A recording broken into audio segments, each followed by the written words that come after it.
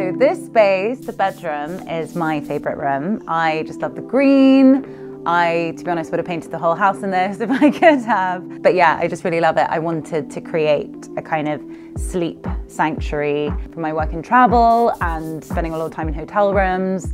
I just love how they keep out sort of everyday life, and it really just becomes, yeah, like a kind of sanctuary for sleep. So that's really what I wanted.